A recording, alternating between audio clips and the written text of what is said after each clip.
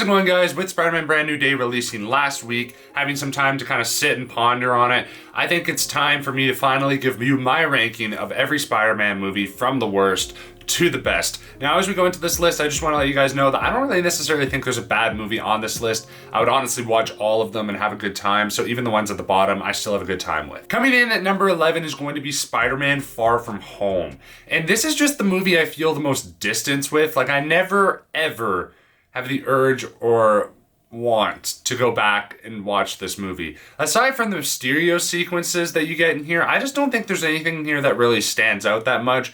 It's probably the most CGI heavy, or one of the most CGI heavy movies out on this list, and I just don't think John Watts' style with the swinging and everything and the action doesn't look too great, aside from the Mysterio sequences that look really, really cool. And speaking of Mysterio, while you get some fantastic sequences with him, I don't think his plot or his motivation makes much sense at all. He's trying to be the best hero, but he's not an actual hero. He doesn't actually have any superpowers. So what is he going to do when an actual threat emerges? Nothing? Die? I don't know. But that doesn't really make much sense to me personally. While Jake Gyllenhaal does a great job and the Mysterio sequences, especially the one in the middle, is really cool, his actual plot in the movie doesn't really make much sense. And also just the fact that Tony Stark would leave these military grade glasses where you can control satellites and weapons and missiles to Peter Parker, to me, that also just doesn't really make much sense to me, and it feels like they didn't put much thought into that. But when you get past the story and plot of it, there is some fun to be had with this film. I do think Tom Holland is still really fun in the role. I do still have a good time with the movie, and there is still some fun action sequences. I think the third act is a lot of fun in this movie as well. There's some good humor spread throughout, and there is just some nice moments spread throughout this film as well. And overall, I do enjoy it. Every time I go watch this movie, it's not oh, it's far from... No, it is still fun. And it does set up what is probably the coolest post-credit scene, or one of the coolest post-credit scenes that I've seen in a while. But the movie on itself, I kind of think about it, and I'm trying to find specifics of what I really loved about it, besides those, again, Mysterio sequences, which were really, really cool and awesome. Coming in at number 10 is going to be Spider-Man Homecoming. I just don't get a lot out of these first two Tom Holland Spider-Man movies. But as for Spider-Man Homecoming, I think its vibe is just a bit better than Far From Home. It's kind of just this high school, youthful Spider-Man movie, which is fun. It's just trying to be this fun movie, which is really cool. It's not necessarily trying to be it doesn't really seem like it's trying to be the best Spider-Man movie. And as for the fact that it's just this small-scale story, I think that's honestly what I like most about it. I think Tom Holland does a good job, again, in the high school dynamic here. I wish that within these first two Spider-Man movies, it was more Spider-Man-centric. I think that's probably the biggest issue I have with them, is Far From Home, you have Nick Fury, you have all the other forces going into this film. And then with Homecoming, you obviously have Tony Stark, Iron Man, and kind of being that mentor, and it doesn't ever really feel like you're watching a full Spider-Man movie. It kind of just feels like you're watching an MCU movie about Spider-Man. And that's always just my biggest complaint about these first few Tom Holland movies, is that it just never really felt like I was watching a Spider-Man movie. And I want a Spider-Man experience. I don't really tend to go to these movies because that's just not what they give me. But as for Homecoming, the Vulture, I think, is a fantastic villain. The comedy doesn't fully work for me in some scenes in here. And Peter doesn't really suffer that many consequences besides getting his suit taken away, basically. He's able to kind of just go on this class trip or whatever that he totally wasn't going to be able to go on, and go on the debate team, but without suffering any consequences.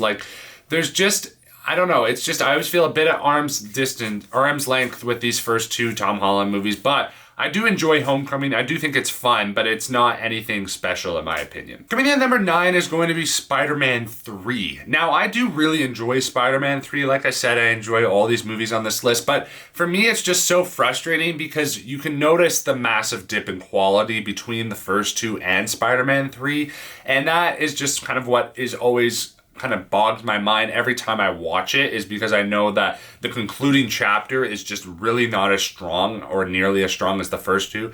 But when you take it on its own merits, I do think there's some really good stuff in here. I think this movie is honestly pretty underrated. I think a lot of people shit on this movie, and I think it has more to offer than what people give it credit for. The Sandman stuff is really interesting in this movie. Like the whole sequence where he births into Sandman is really cool, and it's really good effects, and there's a really good score to go along with that. And I think Thomas Hayden Church does a good job at making him seem sympathetic as a villain.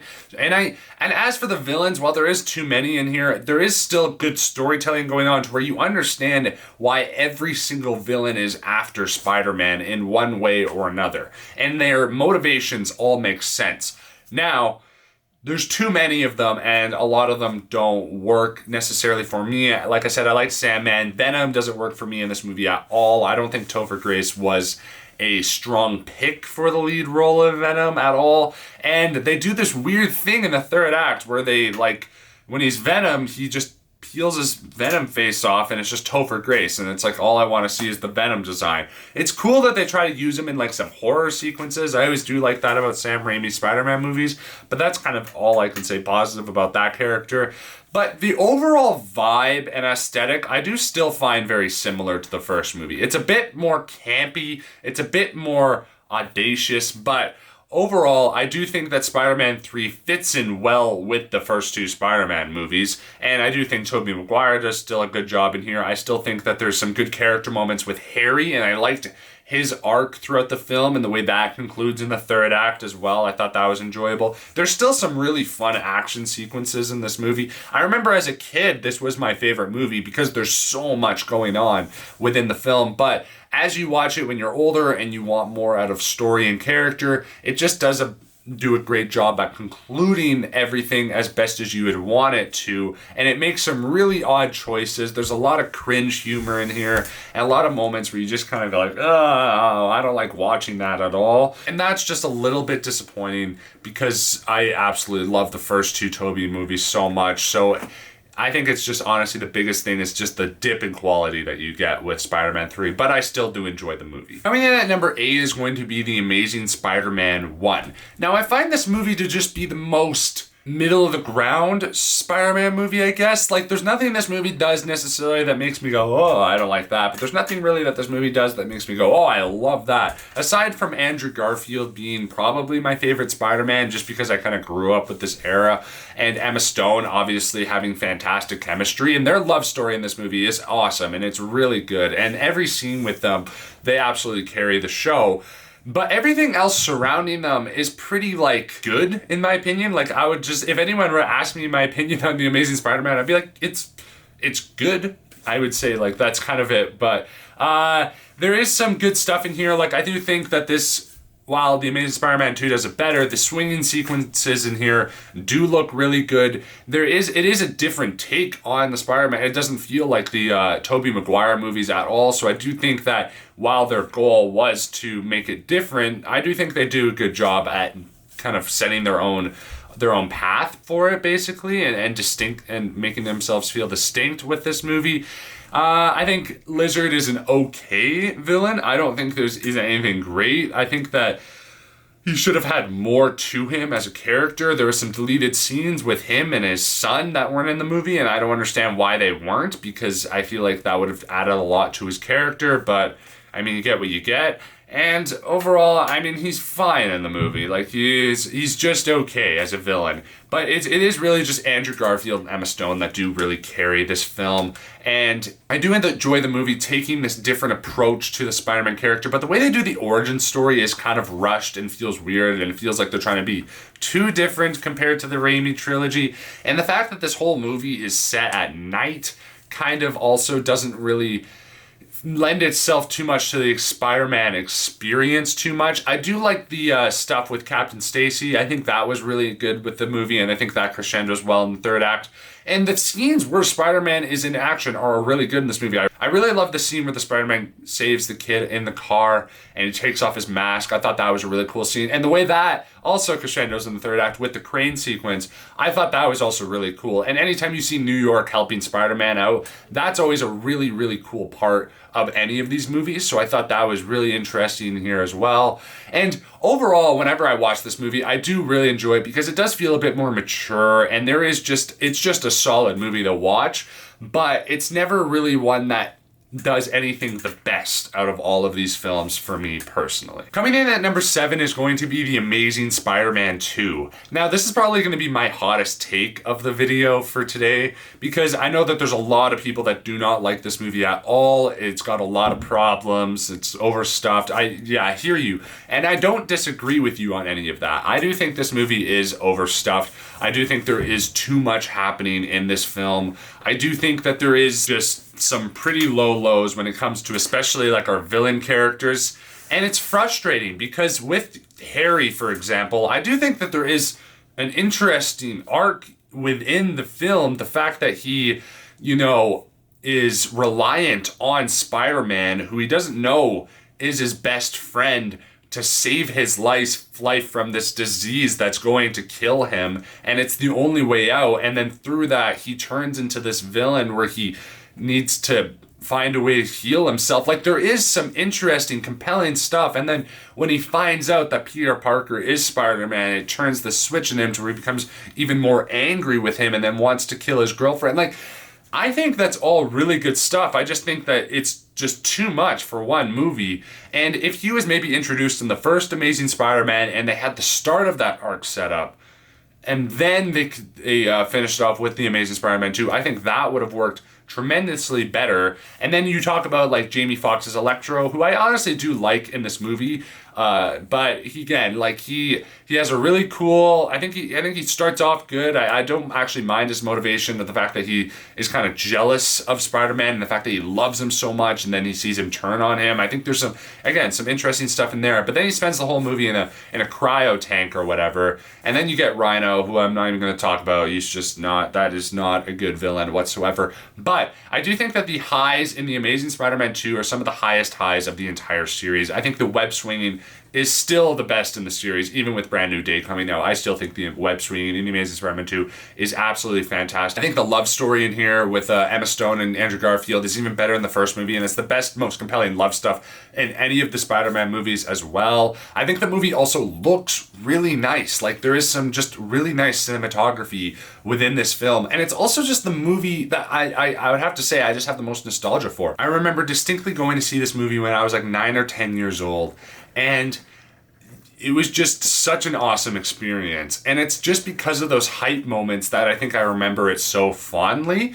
And it's like when you talk about either the score by Hans Zimmer, I even love the electro score in this movie. I thought that was really impressive. The look, I will not stop talking about the look and the visual effects in this movie are absolutely incredible. I think the whole third act is awesome, and it's one of the best Spider-Man third acts to come out. The whole scene in the clock tower is some of the best stuff you'll ever get out of this whole franchise ever. And the performances by Andrew Garfield and Emma Stone, I think, are also absolutely fantastic. So there's like so many fantastic moments and so many fantastic character moments, and there's so many fantastic little scenes, like Spider-Man, again, helping the little kid who gets bullied. Like, there's just so many fantastic stuff in here. This movie is amazing when you show someone a certain scene or a certain moment.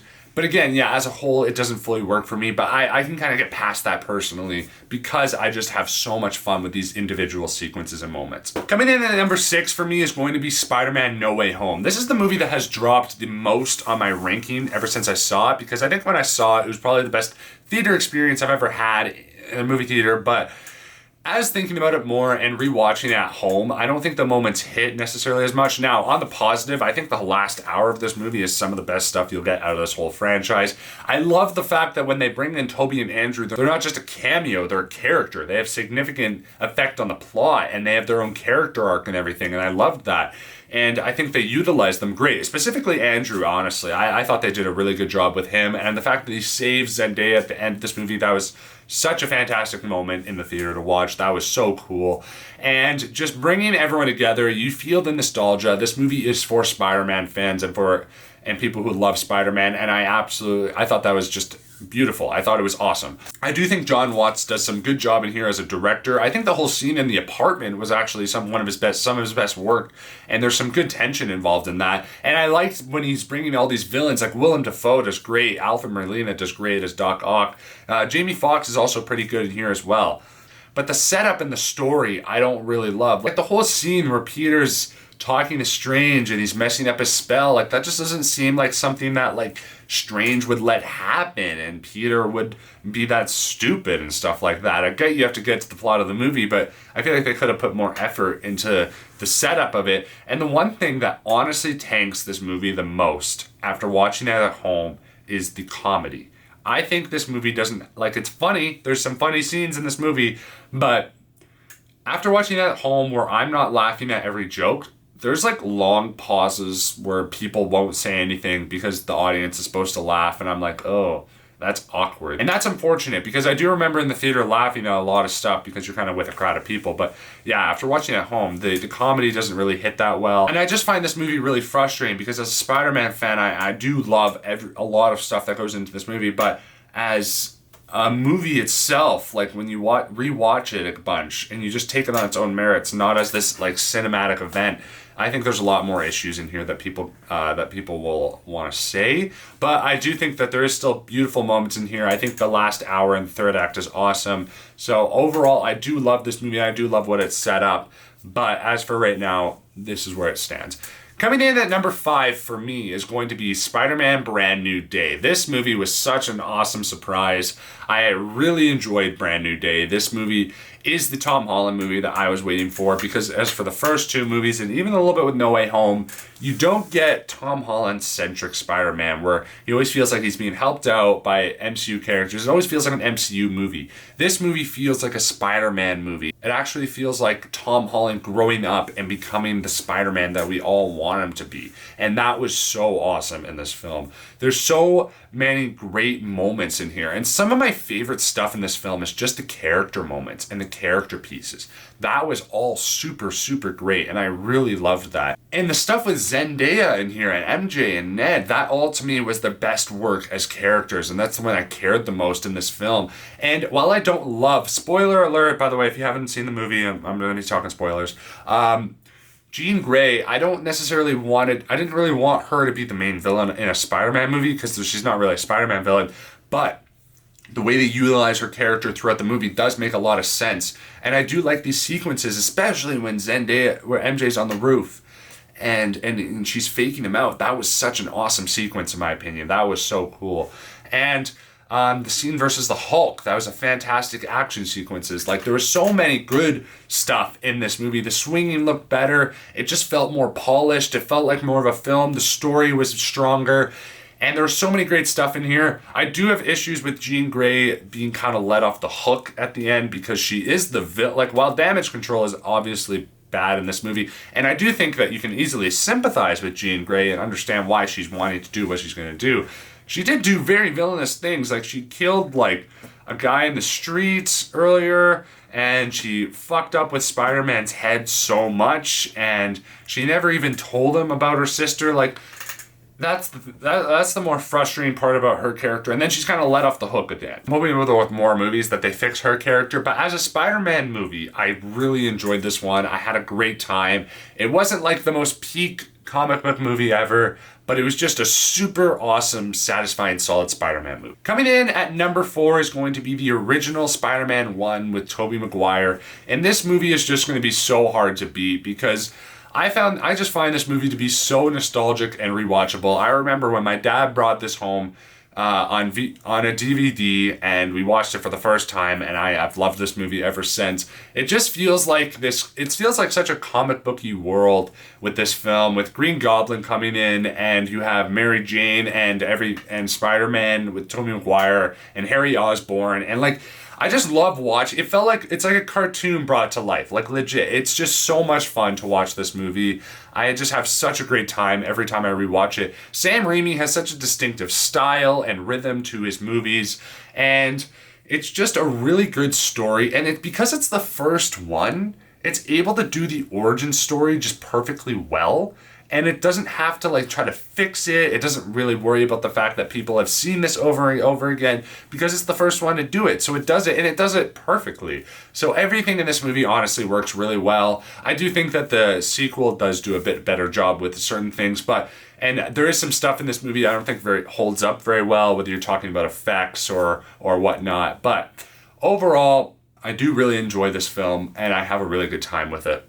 Coming in at number 3 is going to be Spider-Man Across the Spider-Verse. Now, I do think that this movie was my favorite when I first saw it in theaters, but because we haven't gotten beyond the Spider-Verse yet, and it's been so long, this movie it's not a full film. It's part of a part 1 and 2, so you can't, it's hard for me to really say this is definitively my favorite Spider-Man movie right now when I don't know the ending of the story. Now, Beyond the Spider-Verse comes out, and I'm like, okay, yes, that movie is just as good as Across, then boom, this movie bumps up, absolutely. But as for right now, this is where it stands, but that's no takeaway from this. Its movie is awesome. It's fantastic. This movie is honestly just, it's so creative. The animation is so interesting and it's so immersive. And there's so much stuff happening, but it feels simple and like easy to follow. And the characters are so deep, and there's so many interesting characters in this movie too. And it takes itself seriously, so it's enjoyed by all ages. Like, this movie is so awesome. Like, it's just, I'm literally relying on Spider-Man Beyond the Spider-Verse to be as good as the movie, to finally just say, like, these are just the best Spider-Man is ever going to be, and it's never going to be any better. But yeah, that's just where I land on this film. Like, there's not much else to say, to be honest, here. Like, I think everything is being set up perfectly. Everything is. So if they deliver on Beyond, then I'll be totally happy. But this movie is fantastic, and it's a great start to the story, so I can't wait to see how it's wrapped up. Coming in at number 2 is going to be Spider-Man 2. This is the movie that I think, as for live-action Spider-Man movies, this is the best one, because it just feels, again, like the most, it's like the first movie where it's just, it's able to just build upon everything up from previous. You get another fantastic villain with Doc Ock. There's an interesting horror sequence within his escape, which I find so cool. There's so much style to this movie. Peter Parker feels like a character who's struggling. He feels like a character you can relate to. There's so much stuff that crescendos in the third act when MJ sees him with the mask off and finally realizes why this guy's been blowing me off. Why is he being so distant? That is so much fascinating stuff. There's so many action sequences too within this movie. The train fight is so great. I don't even know what to say besides the fact that this movie is just so much fun. And it just builds upon everything in the first movie, but I think it just does everything a little bit better. The effects look a little bit better. It holds up stronger. There's so much care within this movie, and I just love that. So overall, Spider-Man 2, again, there's not much else I can say about the fact of the movie, but I just love it. It's honestly just so much, it's such a fantastic movie, guys. There's just so much about this movie that is so much fun, and it'll always be at the top. I know there's just not much to say about it, but that is just where I have it. And coming in at number 1 is going to be Spider-Man Into the Spider-Verse, just because you're able to get a beginning, middle, and end with this movie. And I remember when I first watched this movie, and it was probably the most surprising movie I've ever seen. Miles Morales is such an interesting character. There's so many other interesting characters that they pull in here. Peter Parker, Spider-Noir, Gwen, so many fascinating stuff. They're able to cram so much into this movie, but able to make it flow. Everyone goes through a character arc. There's so much good in this movie. There isn't really anything I can pull out that I dislike in this movie. Kingpin even has a reason for what he's doing. He has a backstory, he has a history, and that's so much more interesting than a guy who's just generically evil. And this is just some of the great storytelling that you can't get with a live action movie. Like, you could not do this movie with live action.